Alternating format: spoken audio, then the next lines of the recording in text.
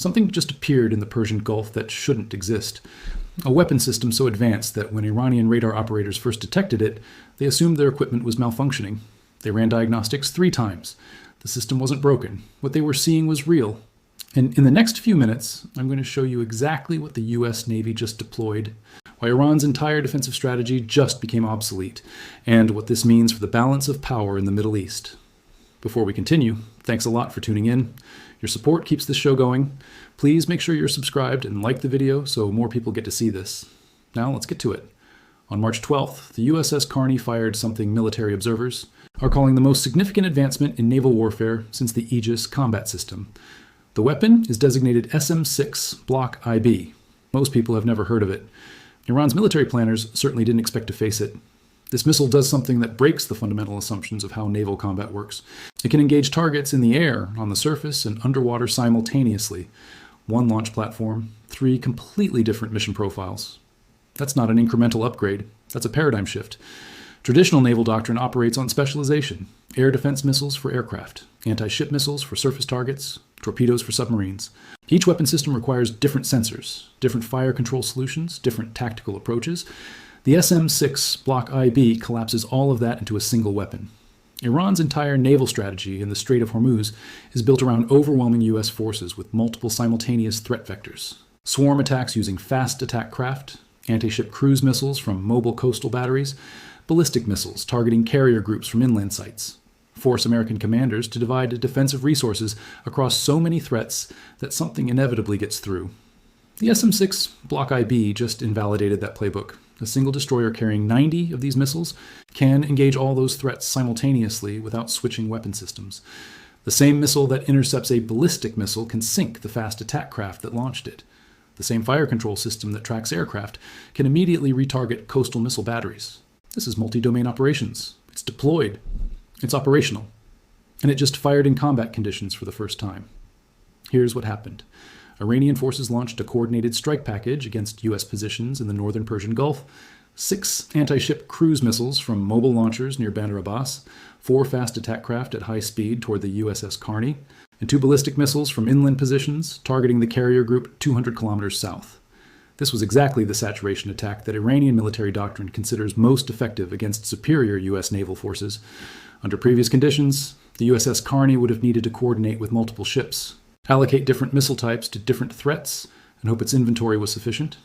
Instead, the Carney's Aegis system identified all incoming threats, calculated firing solutions, and launched SM-6 missiles in sequence. 2 missiles engaged the ballistic threats at high altitude. 4 missiles switched to sea-skimming mode and destroyed the cruise missiles during terminal approach. 3 more missiles hit the fast attack craft at 40 kilometers out. The entire engagement lasted 6 minutes, every threat neutralized. And here's the detail that should terrify Iranian military planners. The Carney still had 81 SM-6 missiles remaining. It burned through less than 10% of defensive capacity to defeat what Iranian forces considered a heavy, coordinated strike. But technical capability is only half the story. The other half is what this deployment signals about how the US military views the threat environment. The SM-6 Block IB is expensive.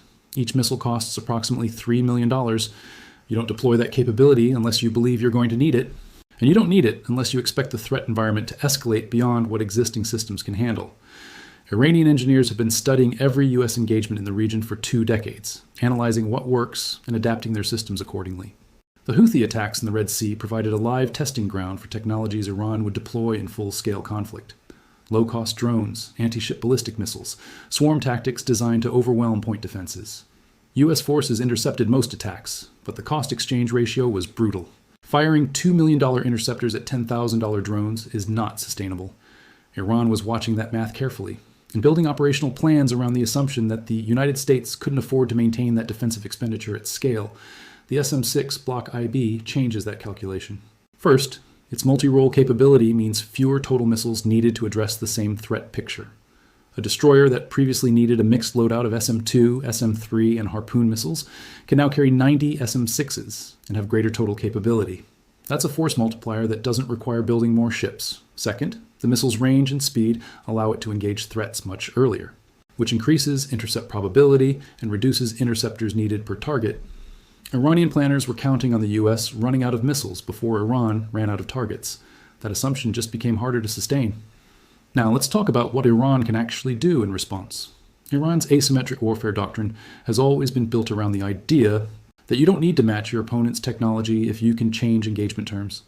If the US deploys a missile that costs $3 million, Iran will deploy a threat that costs $50,000 and force the US to spend $3 million to stop it. This logic has governed Iranian military planning since the 1980s, and it's proven remarkably effective at allowing a much weaker power to remain relevant against a much stronger adversary. The question is whether that increased capability forces Iran to fundamentally rethink its strategy, or whether Iran can adapt within its existing framework. Early signs suggest Iran is already adapting. In the past 3 weeks, Iranian forces have conducted 7 separate tests of what Western intelligence agencies are calling hypersonic glide vehicles. Iran is trying to develop weapons that move fast enough and maneuver unpredictably enough that even advanced interceptors like the SM-6 have difficulty engaging them. Whether Iran can actually field these systems at scale is an open question. Hypersonic technology is extremely difficult to develop, but Iran doesn't need to field hundreds of these weapons. It only needs enough to create uncertainty. If US commanders know that even 5 or 10% of incoming missiles use guidance systems their interceptors struggle to track, they have to allocate defensive resources differently. That margin of uncertainty is exactly what Iran needs to make its swarm tactics viable again. There's also a second adaptation path Iran has been pursuing. Instead of trying to overwhelm US defenses with volume or speed, Iranian strategists are focusing on attacking the sensor and communications networks that make those defenses function. The SM-6 is incredibly capable, but it's only as effective as the radar and data link systems that feed it targeting information. If you can jam those systems, spoof them with false targets, or physically destroy them before an engagement begins, the missile itself becomes less relevant. Iran has been investing heavily in electronic warfare capabilities specifically designed to disrupt Aegis radar systems. This is where the engagement moves from hardware to tactics. The US can deploy the most advanced missile in the world, but if Iranian forces can create an electromagnetic environment where that missile can't receive accurate targeting data, technical superiority becomes less decisive. Both sides are now locked in a cycle where every advancement produces a counter-adaptation. That cycle has been accelerating because both sides now believe that a major confrontation is not just possible, but increasingly likely. Let's zoom out and look at the broader strategic picture. What's happening in the Persian Gulf right now is not just about one weapon system. It's about the collapse of assumptions that have governed Middle East security for 2 decades. For most of that period, the US maintained overwhelming military superiority in the region. That superiority was so complete, it functioned as a deterrent. Iran knew it couldn't win a conventional war, so it focused on asymmetric strategies, proxy forces, and political influence operations. The US knew it could defeat Iran militarily, if necessary, so it pursued diplomatic solutions and economic pressure instead of direct confrontation. That equilibrium is breaking down. Iran's missile capabilities have advanced to the point where US bases and assets in the region are genuinely vulnerable. Actually vulnerable in ways that have been demonstrated through live attacks. At the same time, US tolerance for that vulnerability has decreased. Domestic political pressure, regional alliance commitments, and concerns about great power competition with China have all pushed the US toward a more aggressive posture. And when both sides perceive the other as more threatening and less constrained, the risk of miscalculation goes up dramatically. Here's what's happening right now that most people aren't paying attention to. Over the past 6 weeks, the U.S. has quietly repositioned 3 additional Arleigh Burke-class destroyers to the 5th Fleet area of operations. That brings the total number of Aegis-equipped surface combatants in the region to 9. Each of those ships can carry up to 90 SM-6 missiles. That's a theoretical total of 810 missiles capable of engaging any target in Iranian airspace, on the Iranian coast or in surrounding waters. For context, during the peak of operations against ISIS, the U.S. had 4 destroyers in the region. During the 2019 tanker attacks that nearly triggered a war with Iran, the U.S. surged to 6. 9 represents the highest sustained naval presence in the Persian Gulf since the 2003 invasion of Iraq. Iran is seeing that buildup, and Iran is responding.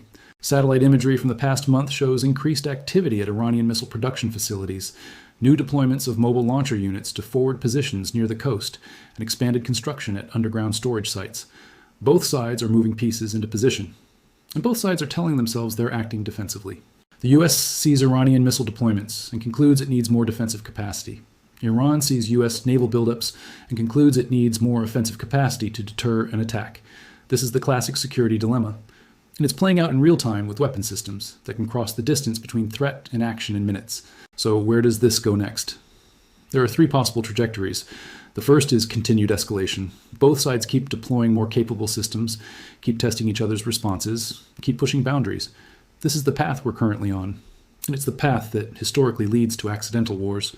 Not because either side wants a war, but because the density of forces, the speed of weapons, and the pressure on decision makers all increase the chance that a single miscalculation turns into something neither side can control. The second trajectory is a frozen standoff. Both sides reach a point where they have enough capability to hurt each other badly enough that neither wants to risk an actual fight. The problem with applying that model to the current situation is that the US and Iran don't have the same kind of communication channels, shared understanding, or crisis management mechanisms that the US and USSR developed over decades. Without those mechanisms, frozen standoffs have a tendency to heat up unexpectedly. The third trajectory is diplomatic de-escalation. Both sides step back from the brink, negotiate some framework that addresses core security concerns, and reduce military pressure in the region. This is the outcome that everyone says they want. It's also the outcome that looks least likely given current conditions. Diplomacy requires trust. And trust requires that both sides believe the other is operating in good faith. Right now, neither side believes that, which brings us back to the weapon that started this entire discussion. The SM-6 Block IB is a technical achievement.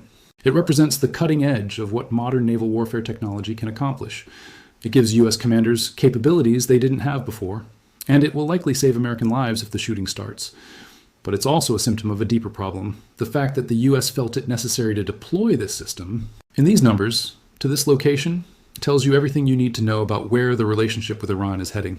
You don't deploy your most advanced weapons unless you think you're going to need them.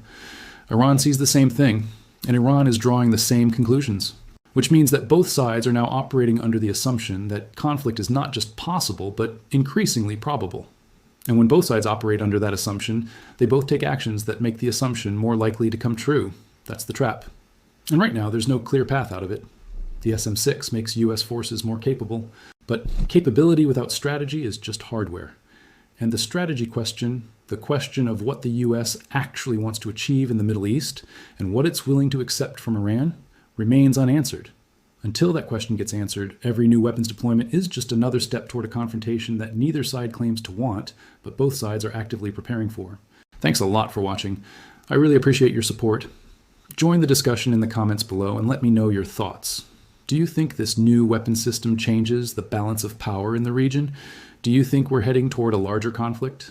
Let me know, and please subscribe and like the video if you want to stay updated on these critical developments. I'll see you soon.